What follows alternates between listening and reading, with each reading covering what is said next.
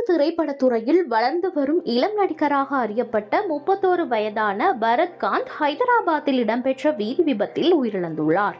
நடிகராக மட்டுமின்றி திறமையான நடன கலைஞராகவும் சோசியல் மீடியாக்கள்ல பிரபலமாக விளங்கிய பரத்காந்தை இன்ஸ்டாகிராமில் சுமார் 40,000க்கும் மேற்பட்ட பயனர்களும் யூடியூபில் 30,000க்கும் அதிகமானோரும் பின்தொடர்ந்து வந்தனர். சம்பவத்தன்று பரத்காந்த் தனது நண்பருடன் காரில் பயணித்துக் கொண்டிருந்த போது வாகனம் கட்டுப்பாட்டை இழந்து எதிரே வந்த சரக்கு பார ஊர்தியுடன் மோதி விபத்துக்குள்ளாகியுள்ளதாக தெரிய வருகிறது.